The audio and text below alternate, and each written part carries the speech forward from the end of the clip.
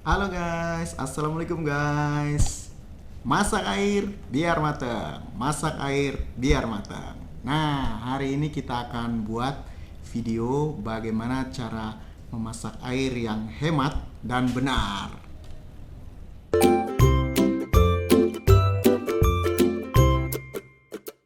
Teman-teman pasti pernah ngerasain bertamu ke rumah seseorang.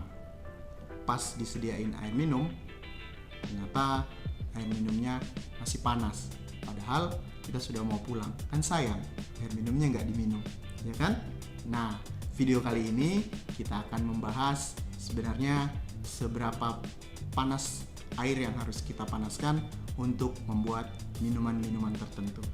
Sebelum kita mulai, jangan lupa subscribe, like, comment, and share pada video masak air kali ini. Saya menggunakan alat termometer masak ini. Saya nggak tahu namanya termometer masak atau apa ya. Dan kegunaannya sih sebenarnya untuk mengetahui derajat Celcius panas dalam air yang kita masak. Jadi nanti ada 3 pilihan panas yang akan kita masak guys. Kegunaannya untuk apa aja? Nanti kita lihat. Dan bagaimana kalau seandainya masaknya tidak punya alat ini?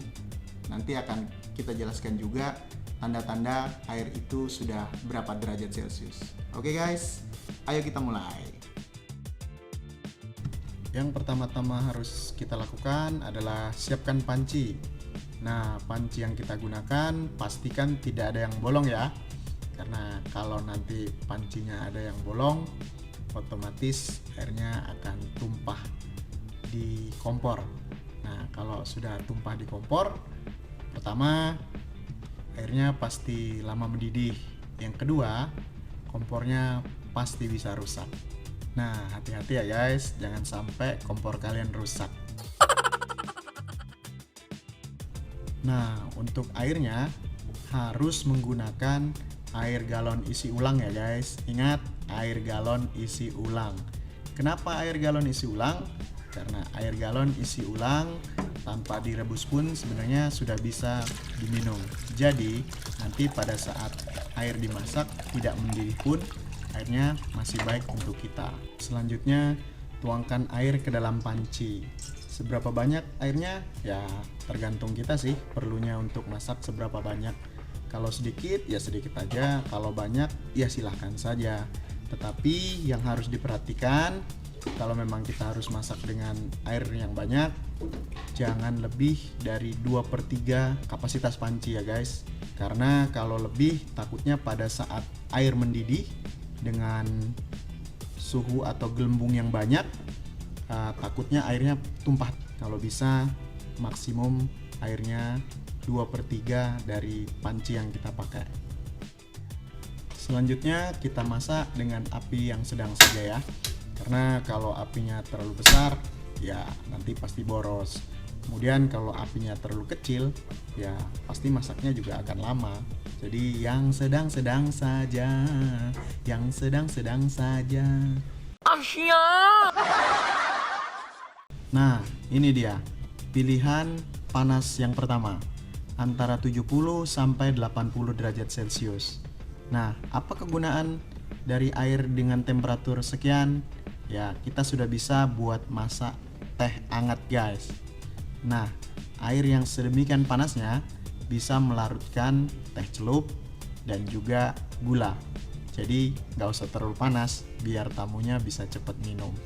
Dan buat si tamu pun biar bisa cepat minum kalau seandainya dia mau pulang buru-buru. Betul nggak? Lantas, bagaimana ciri-ciri air antara 70 sampai 80 derajat Celcius yang harus kita ketahui tanpa ada alat ukur?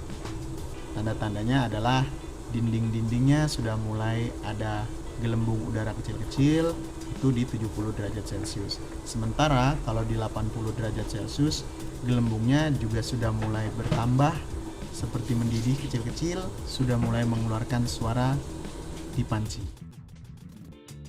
Selanjutnya pilihan suhu yang kedua, yaitu 90 derajat Celcius. Apa gunanya air di temperatur seperti ini? Cocoknya sih buat bikin kopi. Kenapa? Karena ya yang saya tahu dari barista-barista yang ada di kafe-kafe itu, katanya sih rata-rata kalau mau bikin kopi enak di suhu kisaran 90 derajat Celcius. Nah, bagaimana cara membedakan air sudah 90 derajat Celcius? Ciri-cirinya gelembungnya sudah mulai banyak dibandingkan dengan 80 derajat tadi, dan suaranya juga semakin kencang suara pancinya. Yang ini yang terakhir. Pilihan suhu yang terakhir ini kisaran 100 derajat Celcius. Ciri-cirinya seperti apa? Ya, ciri-cirinya airnya menggelembung banyak sekali dan suara panci panasnya udah mulai berkurang. Yang jelas ini sangat panas guys, hati-hati. Lantas air ini cocok untuk apa? Pertama, cocok untuk masak mie rebus. Kenapa harus sampai mendidih dulu? Kalau masak mie airnya nggak mendidih, katanya sih mie-nya bakalan lengket. Kalau yang suka bikin mie goreng, biasanya mie-nya lengket. Lantas apa lagi? Pernah nggak lihat bagaimana cara masak telur rebus? Ada yang 1 menit, 2 menit, sampai 5 menit. Nah, ini adalah patokan pada saat air sudah mendidih, Anda masukkan telur-telur ke dalam panci. Maka teman-teman pasti akan memperoleh hasil seperti di foto-foto. Oke, 1 menit, 2 menit, sampai 5 menit, dan seterusnya. Tapi ingat, telurnya jangan yang dari kulkas ya, nanti beda hasilnya. Nah, kalau sudah mendidih, jangan lupa matikan kompor ya guys, dan hati-hati pada saat menuangkannya. Demikianlah video cara masak air yang hemat dan benar. Semoga video ini bermanfaat untuk kita semua dan semoga masak airnya jadi lebih hemat bahan bakar. Jangan lupa subscribe, like, comment, and share agar kami lebih semangat dalam membuat video-video lain. Sampai jumpa. Panasnya.